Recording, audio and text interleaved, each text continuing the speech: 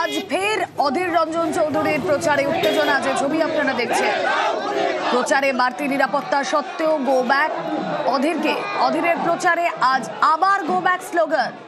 বহরমপুরে 3 নম্বর ওয়ার্ডের ছবি দেখাচ্ছি আপনাদের।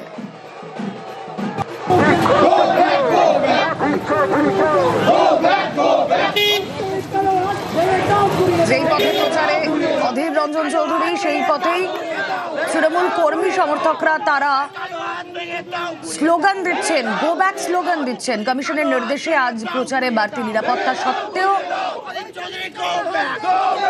তার প্রচারে আজ উত্তেজনা।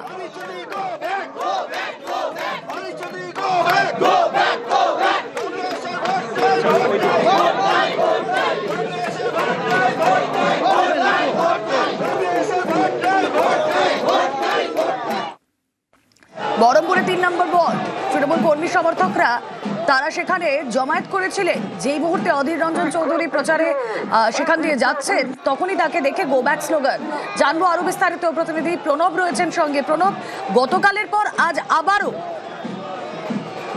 হ্যাঁ দেখো, একদম তাই। আজকে অধীর চৌধুরী শুধুমাত্র 3 নম্বর ওয়ার্ড নয়, 3 নম্বর, 7 নম্বর এবং 8 নম্বর ওয়ার্ড, অর্থাৎ বহরমপুরের দয়াময় কালীবাড়ি থেকে মাঝমারা পর্যন্ত কিন্তু তার কর্মসূচি ছিল এবং পায়ে হেঁটে প্রচার করার কর্মসূচি ছিল। গতকালকে যে ঘটনা ঘটেছিল তার যাতে পুনরাবৃত্তি না হয়, কিন্তু আজকে প্রথম থেকেই বহরমপুর থানার পুলিশ এবং কেন্দ্রীয় বাহিনীর জওয়ানরা কিন্তু তার সাথে প্রচুর পরিমাণে ছিল।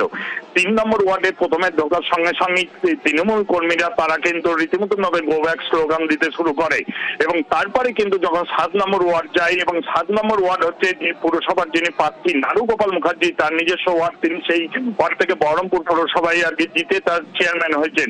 সেই ওয়ার্ডেরও কিন্তু তৃণমূল কর্মীরা তাকে দেখে গো ব্যাক স্লোগান দিতে শুরু করে এবং 8 নম্বর ওয়ার্ডে সেখানে মাঝমারা এলাকায় সেখানে গেলেও কিন্তু তৃণমূল কর্মীরা সেখানেও কিন্তু গো ব্যাক স্লোগান দিতে থাকে তৃণমূল কর্মীরা। এবং প্রচুর পরিমাণে যেহেতু পুলিশ এবং সেন্ট্রাল বাহিনী ছিল, সেই কারণে কোনো রকম অপ্রীতিকর ঘটনা ঘটেনি। যদিও অধীর চৌধুরী এই মুহূর্তে তার প্রচার শেষ করেছেন, তারপর শেষে তিনি জানিয়েছেন যে এইভাবে বাধা দেওয়ার চেষ্টা করাচ্ছে, মানুষকে আতঙ্কিত করে তোলার চেষ্টা করছে, কিন্তু আমরা মানুষের কাছ থেকে অভূতপূর্ব সাড়া পাচ্ছি। মানুষকে যেমন করে হোক ভোট যাতে নির্ভয়ে দিতে পারে তার চেষ্টা করা হবে, কোনো রকম ভাবে মেনে নেওয়া হবে না। তৃণমূল কর্মীদের দাবি যেহেতু অধীর চৌধুরী ভোটের সময় তিনি আসেন কিন্তু অন্য সময় তাকে পাওয়া যায় না, সেই কারণে তারা বিক্ষোভ দেখিয়েছেন এবং পক্ষে এবং বিপক্ষে এই যে যুক্তি এবং পাল্টা যুক্তি, এর এই সপক্ষে কিন্তু রীতিমতো উত্তেজনা ছড়িয়ে পড়ে। যদিও তোমার সেন্ট্রাল বাহিনী প্রচুর পরিমাণে ছিল, পুলিশও ছিল, সেই কারণে কোনো অপ্রীতিকর ঘটনা ঘটেনি। এবং আজকে কিন্তু বিকেল বেলাতে মুখ্যমন্ত্রী কিন্তু এই বহরমপুর শহরেই কিন্তু র্যালি করার কথা, তার আগেই কিন্তু তোমার উত্তপ্ত হয়ে উঠছে বহরমপুর শহর বলা যেতে পারে। বেশ, যে ছবি আমরা দেখাচ্ছি সঙ্গে থাকো। বহরমপুরে 3 নম্বর ওয়ার্ড গতকালের ঘটনা আমরা দেখিয়েছি আপনাদেরকে, যে ব্যাপক উত্তেজনা তৈরি হয় এবং তারপরে কমিশনের নির্দেশে বাড়তি নিরাপত্তা প্রচারে অধীর রঞ্জন চৌধুরীর, কিন্তু তা সত্ত্বেও এই উত্তেজনা, এই স্লোগানটা এড়ানো গেল না। গতকালের পর আজ ফের অধীরের প্রচারে উত্তেজনা।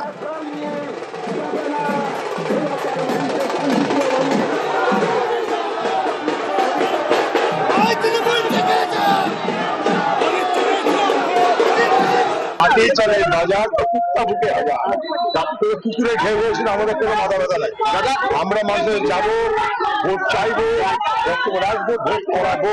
মানুষকে আতঙ্কিত করে রেখেছিল মিউনিসিপালিটি ভোটে, এবারে এসব হবে না, এগুলো হতে দেবো না। হবে না মানে হতে দিব না, দেবো না তো দেবো না। ভোট হবে তো হবে, নির্বিঘ্নে নির্ভয়ে অবাধ নির্বাচন করিয়ে ছাড়বো।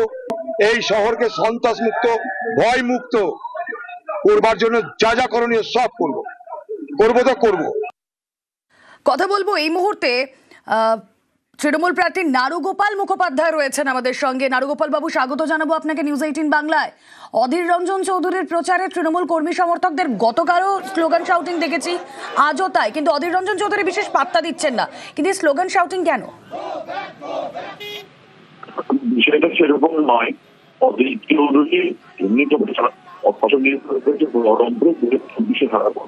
যাচ্ছে, জানিয়েছেন উনি ভোটে দাঁড়ান ঠিকই আছে, কোনো অসুবিধা নেই, কিন্তু উনার যে জায়গাটা উত্তেজনা তৈরি করছেন বহরমপুর শহরে, আজকে দেখুন মিটিং এ 50টা লোক নেই, 100টা সিআরপিএফ নিয়েছেন সেন্ট্রাল কমিশনকে হেল্প নিয়ে, তার সঙ্গে বাইরে থেকে দুনিয়ার লোকজন নিয়ে এসে আপনার প্রচারটা করছে। স্বাভাবিকভাবে এলাকায় যে ভীত সন্ত্রাস পরিবেশ তৈরি করছেন উনি, এই জায়গায় প্রতিবাদ করতে তৃণমূল কংগ্রেসের প্রত্যেকটা বুথে বুথে কর্মীরা তাদের প্রতিবাদ জানাচ্ছি যে আপনি অধীর চৌধুরী, আপনি ভোটে দাঁড়িয়েছেন, আমি প্রচার করুন, কিন্তু আপনার যে পুরোনো রবিনহুড ইমেজ, আপনি যে পুরোনো একটা ডাক সাইডের নেতা, এগুলো আপনার আর নেই। তাহলে প্রচারের মাধ্যম চেঞ্জ করুন, অথবা সিআরপিএফ কে নিয়ে আপনি যেখানে একটা বলাই তৈরি করে একজন সাধারণ মানুষের একটা অবস্ট্রাকশন তৈরি করছেন, সেটা বহরমপুরের মানুষের ক্ষতি হচ্ছে। কারণ আপনি কি একটা প্রচার করবেন না, প্রচার করার জন্য বা বহরমপুরটাকে ব্যবহার করার জন্য আরো বিভিন্ন পার্টির লোকরা আছে, বিভিন্ন সাধারণ মানুষ আছে।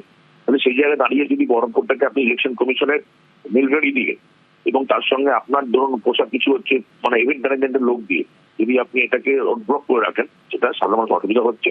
তৃণমূল কংগ্রেস কর্মীরা সেই প্রতিবাদ করছে।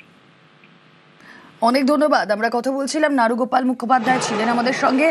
যে অভিযোগ তৃণমূলের তরফ থেকে করা হচ্ছে যে অধীর রঞ্জন চৌধুরীকে তারা বিশেষ দেখতে পান না, ভোটের সময় তিনি আসেন যখন মানুষের প্রয়োজন, সেই সময় তাকে দেখা যায়নি, তাকে দেখা যায় না। এবং এই প্রতিবাদ সেটা স্বতঃস্ফূর্ত প্রতিবাদ, যেখানে আমরা দেখছি তৃণমূল কর্মী সমর্থকরা তারা স্লোগান দিচ্ছেন। গতকালও এই ছবি আমরা দেখেছি, আজও তার প্রচারে, অধীর রঞ্জন চৌধুরীর প্রচারে সকাল থেকেই স্লোগান দিচ্ছেন তৃণমূল কর্মী সমর্থকরা।